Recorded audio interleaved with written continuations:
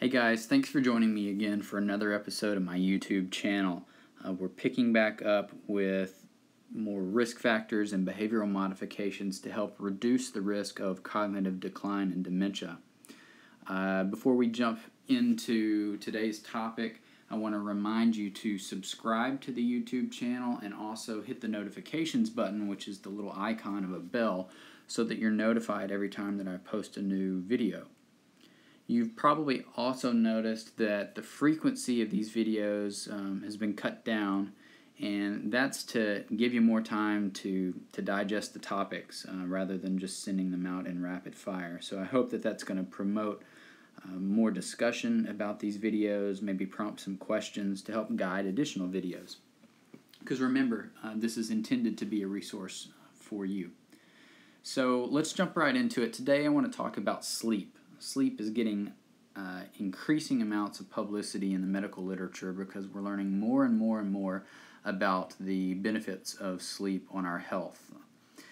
This editorial came out not long ago stating that the waking up to the importance of sleep in the pathogenesis of Alzheimer's disease, and there's a large body of evidence that demonstrates that sleep disturbance actually increases the risk for Alzheimer's disease.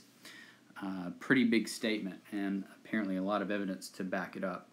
This article was published in Neurology, a major journal for the field of neurology, just last year, talking about sleep architecture and when it's irregular or abnormal, its subsequent risk for dementia. And they showed that when individuals had a lower percentage of rapid eye movement sleep or REM sleep, or if they took a longer time to get to REM sleep, that there was a higher risk of incident dementia.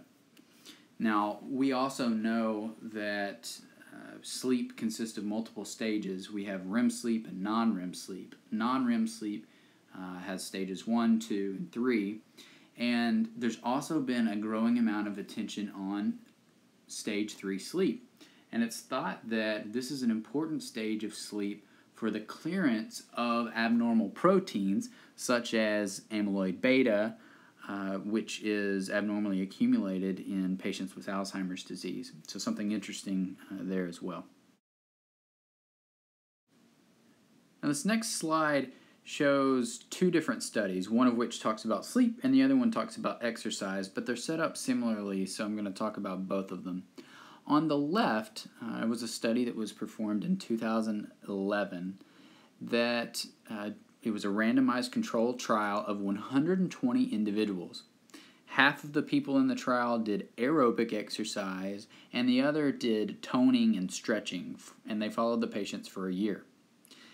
At 6 months, they measured the volume of both the hippocampus in both groups. Now remember back from previous lectures, the hippocampus is an area in the brain that's absolutely critical for proper memory, and it's also an area that becomes atrophied or shrinks in Alzheimer's disease.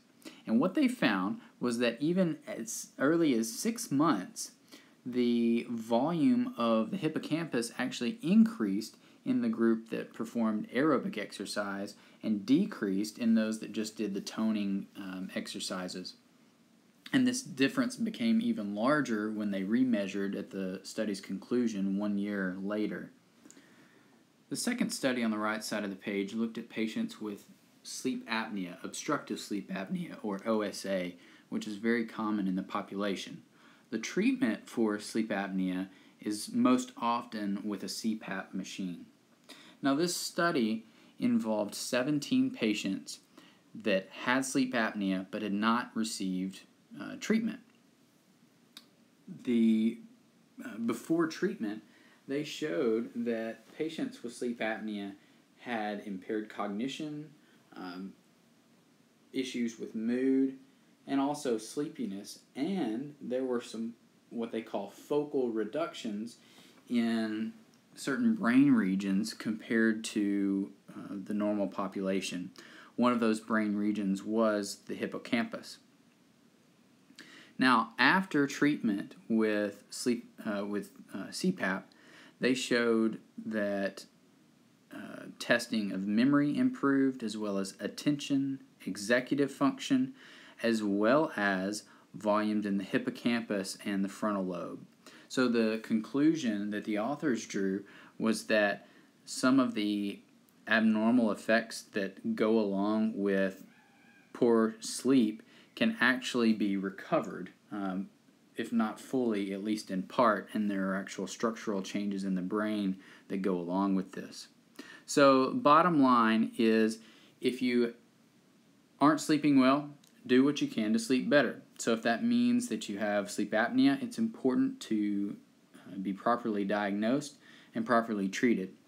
So to that point, I would say if you or your loved one snores, it's important to speak to your primary care physician and let them know, because you may need to be screened for sleep apnea, because I hope I've convinced you today that the consequences of untreated sleep apnea or poor sleep quality for whatever reason can be quite serious.